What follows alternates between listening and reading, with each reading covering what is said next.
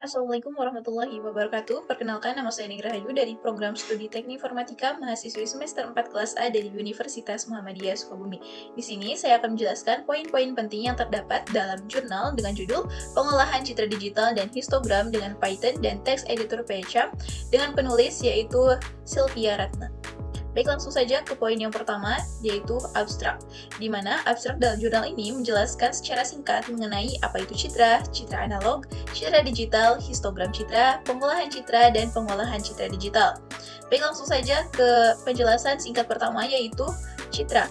Citra adalah salah satu bentuk informasi penting selain teks, suara, dan video, yang dimana informasi dalam citra dapat diinterpretasikan secara berbeda oleh setiap orang. Jadi, tiap orang memiliki sudut pandang yang berbeda mengenai informasi yang terdapat dalam citra. Kemudian, citra dibagi menjadi dua, yaitu citra analog dan citra digital. Apa sih citra analog dan apa sih citra digital? Citra analog adalah gambaran yang tertangkap oleh mata atau foto yang dihasilkan oleh kamera analog. Artinya, citra analog ini dihasilkan oleh alat akuisisi seperti mata, manusia, dan kamera analog.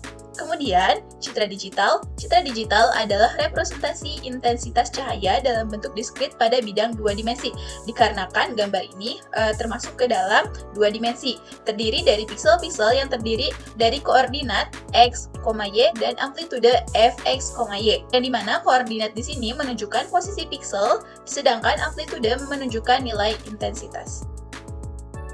Selanjutnya, histogram. Apa sih histogram itu? Histogram adalah representasi grafik distribusi nilai intensitas piksel dalam citra yang membantu mengetahui frekuensi kemunculan nilai intensitas tersebut. Kemudian, pengolahan citra atau disebut juga dengan image processing. Image processing adalah proses manipulasi piksel dalam citra digital untuk tujuan tertentu yang awalnya digunakan untuk memperbaiki kualitas dari citra tersebut.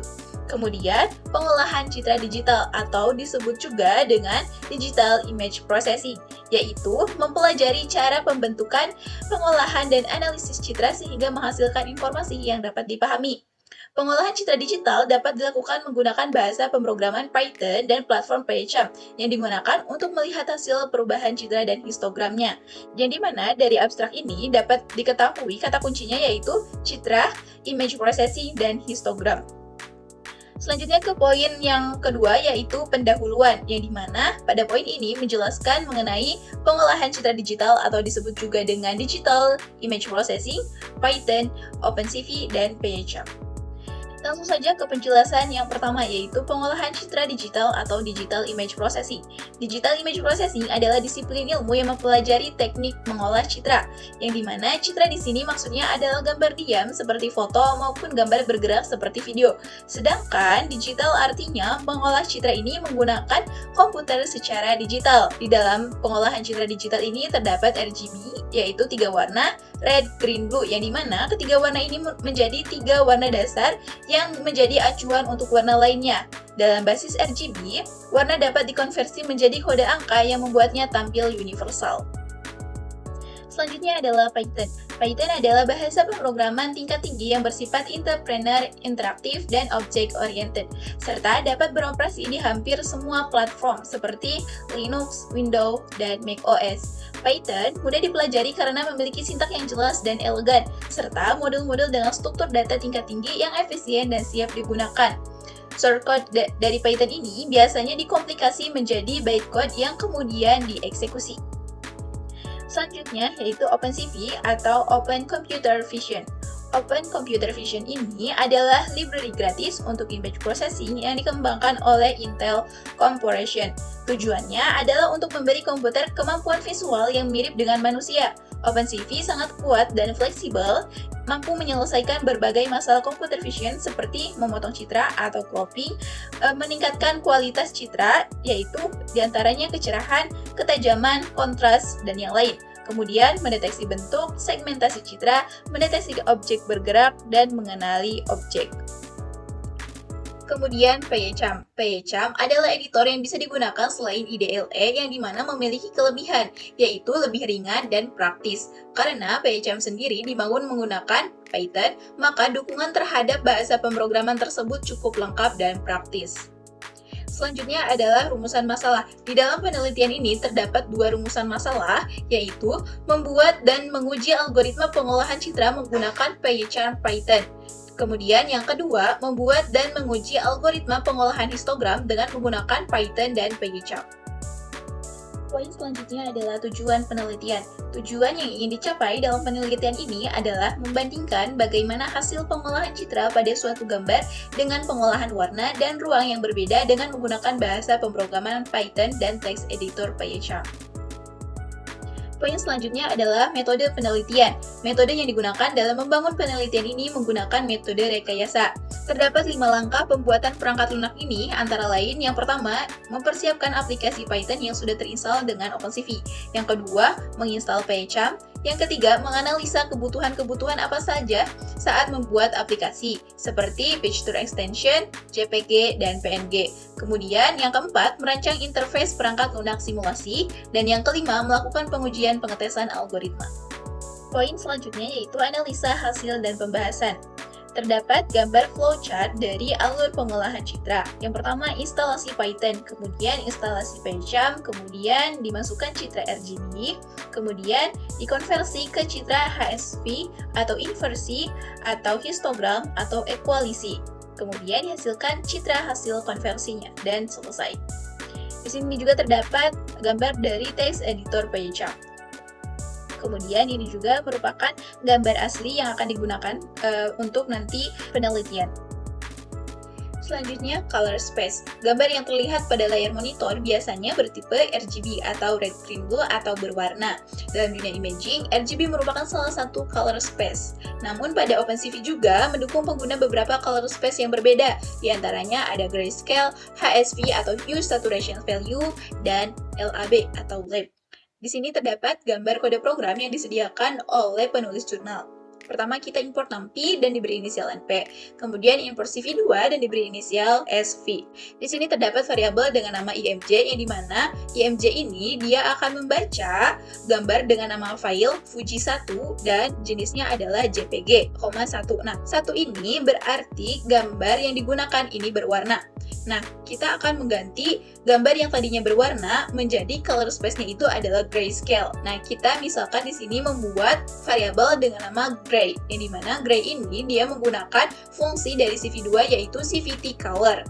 Kemudian kita panggil variabel tadi yang telah membaca gambar yang akan kita gunakan. Nah, karena variabelnya imj, maka kita tulis di sini imj. Selanjutnya, kita gunakan juga fungsi dari CV2 juga, yaitu color_bgr2 gray.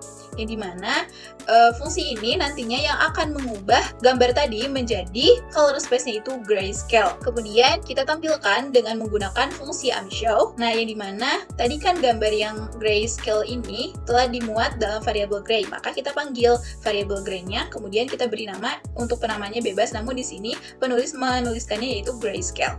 Selanjutnya, seperti penjelasan sebelumnya, kita membuat variabel imj, yang dimana variabel imj ini dia membaca gambar dengan nama file yaitu Fuji1 dan jenisnya itu JPG. 1 ini, angka 1 ini berarti gambar yang digunakan ini berwarna. Kemudian gambar tersebut akan ditampilkan menggunakan fungsi unshow yang berasal dari library CV2. Nah, di sini penulis memberikan nama image, kemudian memanggil yang akan ditampilkannya. Selanjutnya di sini kita akan mengganti gambar yang tadinya bersifat RGB diganti menjadi HSP dan LAB. Nah, untuk HSP di sini menggunakan variabel HSP, yang dimana variabel HSP ini dia menggunakan fungsi CVT color yang berasal dari CV2, kemudian memanggil variabel yang tadi telah membaca gambar yang akan kita gunakan. Selanjutnya di sini terdapat variabel HSP, yang dimana variabel HSP ini nantinya dia akan memuat gambar yang tadinya memiliki color space RGB diubah menjadi color space HSP. Namun pada program ini terdapat kesalahan, yaitu pada saat pemanggilan fungsi untuk mengubah dari RGB menjadi HSP-nya. Nah, di sini terdapat kesalahan, namun pada nanti bagian akhir presentasi akan saya jelaskan program yang benarnya. Nah, kemudian di sini terdapat variabel dengan nama lab, yang dimana variabel lab ini nantinya dia akan memuat gambar dengan jenis color space lab. Selanjutnya, variabel lab ini dia menggunakan fungsi CVT color yang berasal dari library CV2.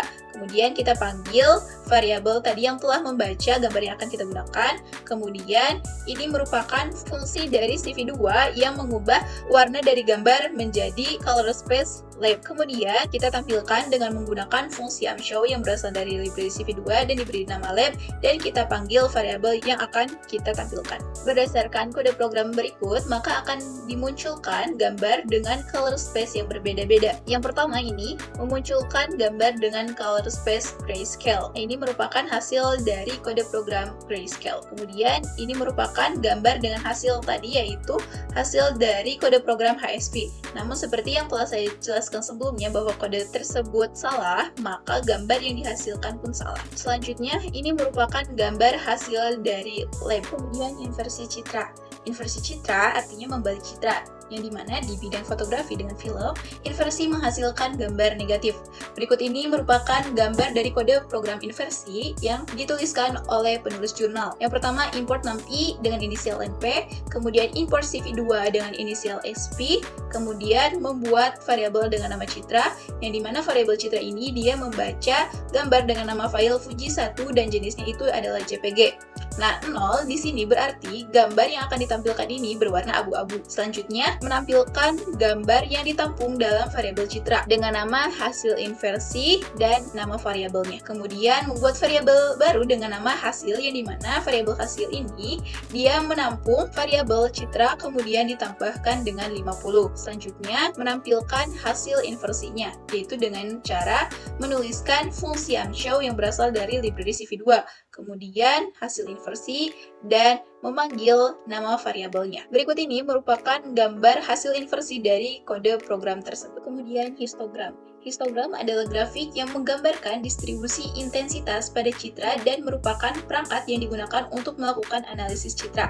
Berikut ini adalah gambar asli Fuji1 atau RGB, atau ini merupakan gambar yang akan kita gunakan untuk penelitian kali ini. Berikut adalah kode program dari histogram 1. Yang pertama, import numpy dengan inisial NP, kemudian import CV2 dengan inisial CV, dan import matplotlib. Import matplotlib.pyplot dengan inisial PL, kemudian variabel baru dengan nama citra, yang dimana citra ini dia membaca gambar dengan nama file fuji1.jpg. Terdapat variabel dengan nama histo menggunakan fungsi call hits dari library CV2. Kemudian di sini kita memasukkan variabel citra. 0 berarti kanal biru dalam model warna BGR. Selanjutnya non di sini artinya adalah masknya atau masknya tidak digunakan. Kemudian 256 di sini merupakan jumlah bin histogramnya. Kemudian 0,256 berarti rentang nilai piksel yang dihitung dari 0 hingga 256. Selanjutnya, kita memplot histogram yang telah dihitung menggunakan fungsi plot yang berasal dari library CV2.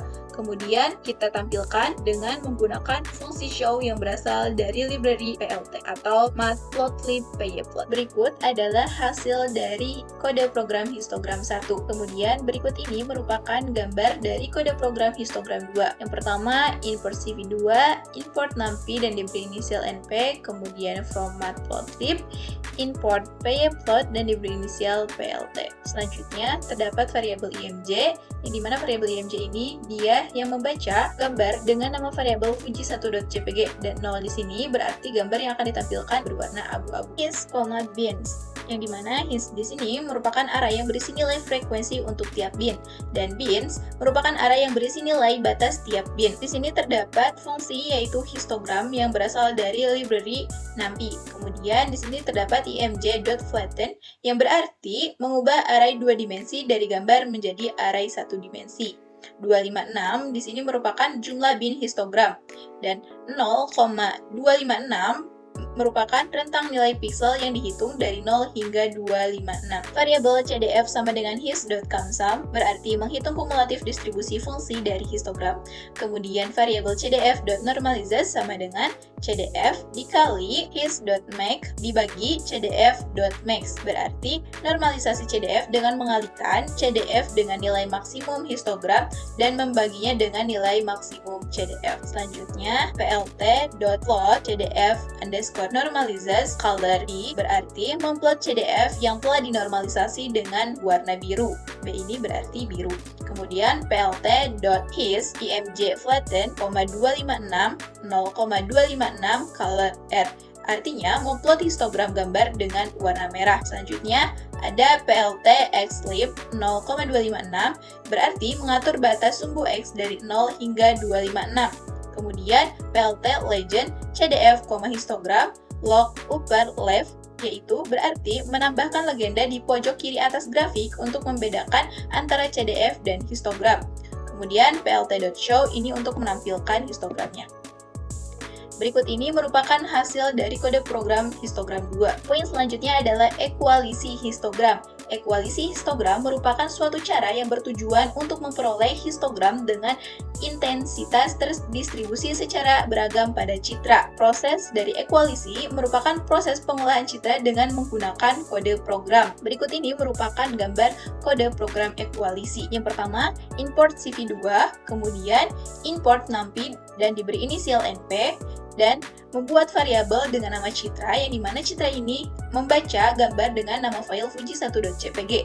0 ini berarti gambar yang ditampilkan nantinya akan berwarna abu-abu. Kemudian equal sama dengan cv2.equalizes his dalam kurung citra yang dimana citra ini merupakan variabel yang menampung gambar yang telah dibaca. Kemudian hasil sama dengan np.hashtag dalam kurung citra, equal. Yang artinya baris ini menggabungkan gambar asli citra dan hasil ekualisi secara horizontal berdampingan menggunakan fungsi np.hashtag. Hasilnya disimpan dalam variabel hasil. Selanjutnya, menampilkan dengan menggunakan fungsi unshow. Berikut ini merupakan hasil dari kode program ekualisi. Kemudian pada bagian poin penutup terdapat kesimpulan dan saran. Untuk kesimpulan, dari hasil pengolahan citra dan histogram dapat dibedakan hasil dan dapat diambil gambar sesuai dengan keperluan pengguna gambar tersebut.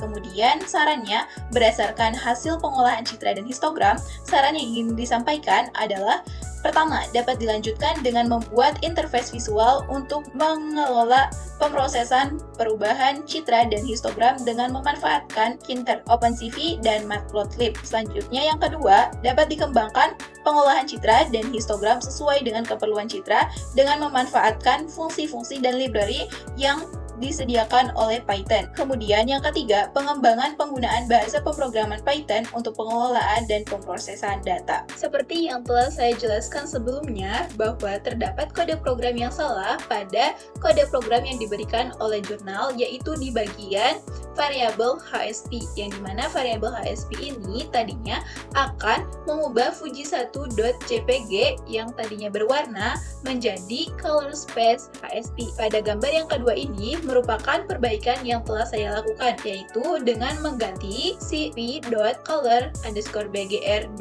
gray diganti menjadi cv.color_bgr2hsp. Berikut ini merupakan gambar dari kode program yang telah saya perbaiki. Nah, untuk gambar yang kedua atau untuk gambar yang sebelah kanan ini merupakan gambar yang benar. Baik, mungkin itu saja yang dapat saya sampaikan. Apabila terdapat kesalahan atau kurangnya penyampaian, mohon dimaafkan karena saya juga masih belajar.